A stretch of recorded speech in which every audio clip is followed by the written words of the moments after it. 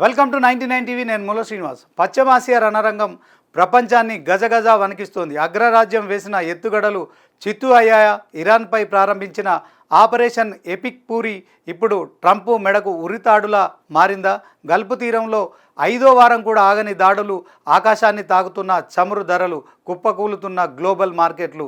అసలు ఇరాన్ ఇరకాటంలో ఉందా లేక అమెరికానే పాతాళానికి నెట్టేస్తుందా? ఈ హై వోల్టేజ్ పొలిటికల్ థ్రిల్లర్పై 99 టీవీ స్పెషల్ రిపోర్ట్. ప్రపంచ రాజకీయ చదరంగంలో ఒక భీకర ఘట్టం ఆవిష్కృతం అవుతోంది. పశ్చిమాసియా ఆకాశం నిప్పులు కక్కుతోంది. ఫిబ్రవరి 28 అమెరికా ఇజ్రాయెల్ కూటమి ఇరాన్పై విరుచుకుపడిన రోజు. కానీ యుద్ధం 5వ వారంలోకి అడుగుపెట్టిన ఫలితం మాత్రం అగ్రరాజ్యం అనుకున్నట్లు రావడం లేదు. ట్రంప్ ఒకటి తలిస్తే ఇక్కడ మరొకటి జరుగుతోంది. హర్ముజ్ జలసంధి ప్రపంచ చమురు సరఫరాకు గుండెకాయ వంటి ఈ మార్గం ఇప్పుడు మూతపడింది. ఇదేం పెద్ద సమస్య కాదు, కేవలం 20% మాత్రమే కదా అని ట్రంప్ తక్కువ అంచనా వేశాడు. అయినా నష్టపోయేది ఆ మార్గం వాడుకునే దేశాలే కదా అని అనుకున్న ట్రంప్కు ఇప్పుడు తల బొప్పి కడుతోంది. హర్ముజ్ జలసంధిని ఇరాన్ మూసేసిన ఒక్క దెబ్బతో ప్రపంచ ఆర్థిక హృదయం వణికిపోతుంది. ఇది కేవలం ఒక యుద్ధం కాదు, ప్రపంచ ఆర్థిక వ్యవస్థను కుప్పకూల్చే పెను సంక్షోభం అనే విషయం ట్రంప్కు చాలా ఆలస్యంగా తెలిసొచ్చింది. ఒకప్పుడు పోకిరి సినిమాలో మహేష్ బాబు చెప్పినట్లు పండుగాడి దెబ్బ ఎలా ఉంటుందో ఇప్పుడు అమెరికా అధ్యక్షుడికి రుచి చూపిస్తోంది ఇరాన్ను ఒంటరి చేసి అనగదొక్కాలని వేసిన స్కెచ్ ఇప్పుడు రివర్స్ కొట్టింది. హర్ముజ్ జలసంధిని మూసివేసి అగ్రరాజ్యం అహంకారాన్ని దెబ్బ కొట్టింది టెహ్రాన్.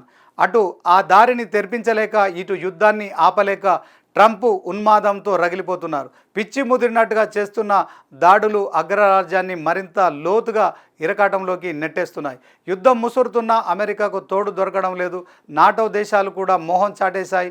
గల్ఫ్ దేశాలను రెచ్చగొట్టినా మేము యుద్ధంలోకి రామని తెగేసి చెప్పాయి. అగ్రరాజ్యం ఇప్పుడు ఒంటరి పోరులో చిక్కుకుపోయింది. వాల్ స్ట్రీట్ జర్నల్ కథనం ప్రకారం జలసంధిని తెరవకపోయినా ఎలాగోలా ఈ ఆపరేషన్ ముగించి పరువు కాపాడుకోవాలని ట్రంప్ తాతాలాడుతున్నారు. అందని ద్రాక్ష పుల్లన అన్నట్టుగా జలసంధి మా ప్రాధాన్యం కాదంటూ వైట్ హౌస్ కవరింగ్ ఇస్తోంది. కానీ అసలు సత్యం ప్రపంచానికి అర్థమవుతూనే ఉంది. వ్యూహం మార్చిన పెంటగాన్ ఇప్పుడు ట్రిపోలి లాంటి భారీ యుద్ధ నౌకలను, వేల మంది మెరైన్లను రంగంలోకి దించింది. ఇరాన్ క్షిపణి కేంద్రాలపై బంకర్ బ్లాస్టర్లు, బాంబులతో విరుచుకుపడుతోంది. అయినా ఇరాన్ లొంగడం లేదు సరికదా, ఎదురు దాడికి పాల్పడుతూ పుండు మీద కారం చల్లుతోంది. ఇరాన్ మొండితనం అమెరికా ఖజానాను ఖాళీ చేస్తోంది. గణాంకాలు చూస్తే మైండ్ బ్లాంక్ అవ్వాల్సిందే. ప్రతి సెకన్కు సుమారు $11,574 అంటే మన కరెన్సీలో అక్షరాల 11 లక్షల రూపాయలు యుద్ధం కోసం ఖర్చు అవుతున్నాయి. ఇప్పటి వరకు అమెరికాకు జరిగిన నష్టం అక్షరాల $36 బిలియన్. ఇది కేవలం ఆరంభం మాత్రమే. చమురు ధరలు మంటలు పుట్టిస్తున్నాయి. బ్రెంట్ క్రూడ్ ఆయిల్ ధర $113 దాటింది. ఒకానొక దశలో ఇది $157కు చేరి ప్రపంచాన్ని భయపెట్టింది. దీని ప్రభావం భారత్పై తీవ్రంగా పడుతోంది. స్టాక్ మార్కెట్లు కుప్పకూలిపోయాయి. ఒక్కరోజే మన దేశంలో 51 లక్షల కోట్ల సంపద ఆవిరైపోయింది. అమెరికాలో డౌ జోన్స్, నాస్డాక్ సూచీలు పాతాళానికి పడిపోయాయి. 1970 నాటి ఆ భయంకరమైన స్టాగ్ ఫ్లేషన్ పరిస్థితులు మళ్ళీ కనిపిస్తున్నాయి. నిరుద్యోగం, ఆకాశాన్ని అంటుతున్న ధరలు సామాన్యుడి వెన్ను విరుస్తున్నాయి. యుద్ధం సెగ ఇప్పుడు వైట్ హౌస్ను తాకింది. ట్రంప్ చర్యలపై అమెరికన్ పౌరులే తిరుగుబాటు చేస్తున్నారు. రాజులు లేరు, రాజరికాలు లేవు అంటూ ట్రంప్ను వెక్కిరిస్తూ రోడ్డెక్కిన జనం సంఖ్య 90 లక్షలు దాటింది.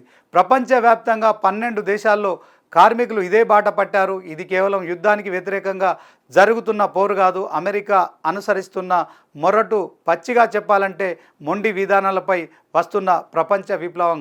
అయితే అసలైన మైండ్ గేమ్ ఇక్కడే ఉంది. పెట్రో డాలర్ వ్యవస్థకే ఇరాన్ ఎసరుపెట్టింది. చైనా కరెన్సీ యువాన్లో లావాదేవీలు జరిపే నౌకలనే హర్ముజ్ జలసంధి నుంచి అనుమతిస్తామని ప్రకటించి షాక్ ఇచ్చింది. అమెరికా డాలర్ ఆధిపత్యాన్ని దెబ్బకొట్టి చైనా యువాన్ బలపడడానికి ట్రంప్ స్వయంగా అవకాశం ఇచ్చినట్లయింది. మరోవైపు యెమెన్ ద్వారా ఆల్ మండాబ్ జలసంధిని కూడా అదుపులోకి తెచ్చుకుంటామని ఇరాన్ హెచ్చరిస్తోంది. అదే జరిగితే ఐరోపా దేశాల ఆర్థిక నాడి కూడా ఇరాన్ చేతుల్లోకి వెళ్తుంది. బాంబులతో దేశాలను లొంగదీసుకోవచ్చని అమెరికా భావించింది. వెనిజులాలో చేసినట్లుగా గంటల్లో ఇరాన్ పని పడతామనుకొని బొక్కబోర్లా పడింది. గాజాలో ఆసుపత్రులు, పాఠశాలలను ధ్వంసం చేసి 70,000 మందిని పొట్టన పెట్టుకున్న హమాస్ లొంగలేదు. ఇప్పుడు ఇరాన్ కూడా అదే మొండితనాన్ని ప్రదర్శిస్తోంది.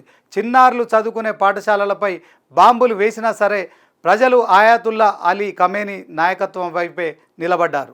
మే 14న ట్రంప్ చైనా పర్యటన ఖరారైంది. ఇరాన్ను ఓడించి ఆ గర్వంతో చైనాను బెదిరించాలనుకున్న ట్రంప్ ప్లాన్ పూర్తిగా నీరుగారిపోయింది.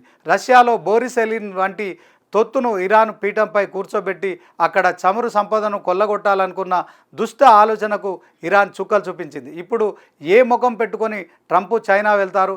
వియత్నాం, ఇరాక్ యుద్ధాల్లో సహకరించిన మిత్ర దేశాలు కూడా ఇప్పుడు అమెరికాకు ముఖం చాటేశాయి. చరిత్రలో మరో నూతన అధ్యాయం. ఇది కేవలం ఒక దేశంపై జరుగుతున్న దాడి కాదు.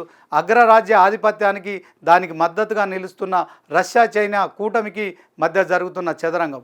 యుద్ధం ఎవరిని గెలిపిస్తుందో కానీ ప్రపంచాన్ని మాత్రం పెను సంక్షోభంలోకి నెట్టేసింది. ఈ గ్లోబల్ థ్రిల్లర్లో తదుపరి సీన్ ఏంటి? ట్రంప్ వెనక్కి తగ్గుతారా లేక ప్రపంచాన్ని మూడో యుద్ధం వైపు నడిపిస్తారా? వేచి చూడాల్సింది.